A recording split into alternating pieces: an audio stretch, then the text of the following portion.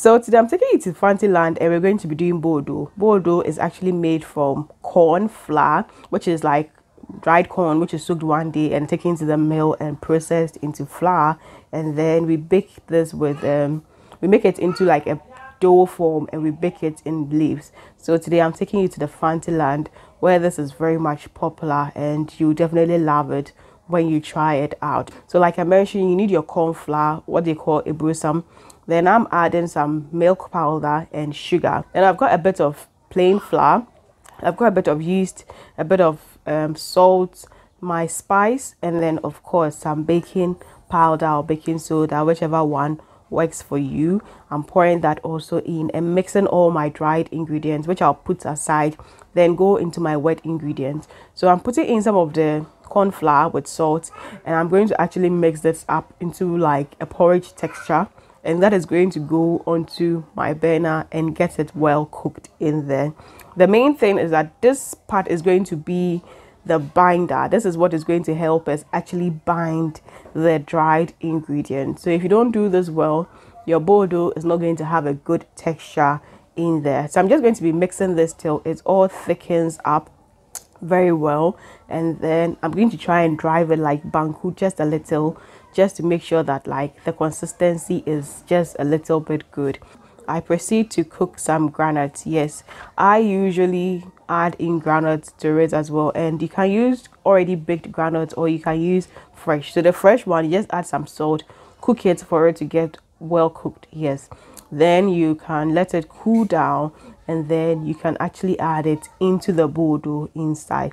So once the aflata or the porridge one that I did into the dough form kind of works or cools down, I'm going to add it into the dried ingredients and then mix the two together, and my hand will do a perfect job for me than the little. So I just use my hand to just mix the whole stuff together. And like I said, typically they just use the corn flour with salt and then that is virtually it, but I like to add the milk and stuff to it, which gives you a very nice taste and then texture as well. So once you're done, let it sit for like 10-20 minutes. If it's a large batch, maybe like 30 or 40 minutes can do. Then because I'm adding granules, I'm going to put in my granules as well, so that as you are eating the Bodoo, you'll be meeting the granules all through it as well. Like I said, this is not your normal Bodoo. This is the Bodoo of higher degree. Yes.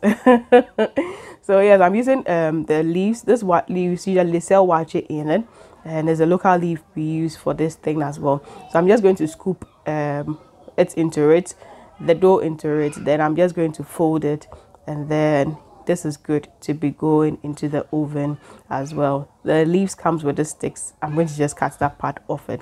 So you're just going to repeat the process. You scoop it into it, you cover it, and then you fold. Usually we leave space there so that as it's baking, you can actually get some crunchiness on the top, and also that also helps it puff up well. That also helps you get some crunch all over it, and then display, because usually when they sell it, they want you to see what they are selling. So once that opening is there, then you'll be able to see that, oh, this is actually what Bodoo, because this leaf can be used for a lot of things, from a piti to Bodoo and all of them. So usually they'll display it like this so that you can actually see what is actually in it as well. So that's the main reasons why you won't want to fully wrap it like the first one I did.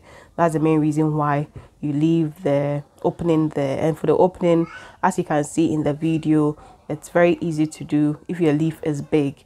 If your leaf is small, you won't have so much problem making the openings as well.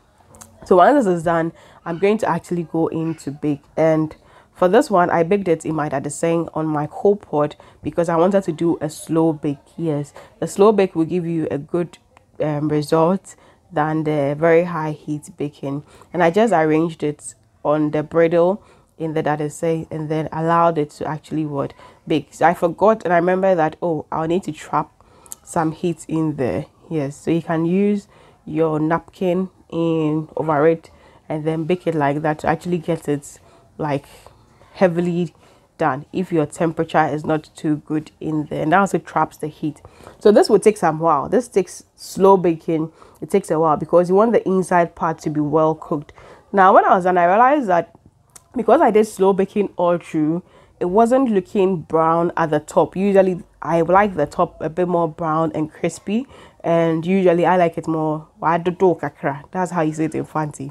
So I use the air fryer to just brown up the top and then get it a little bit kakra. And yes, this is the result afterwards. You can see the Bodoo. Yes, the consistency is good. You can get, you see, everything all through it is well cooked, well baked.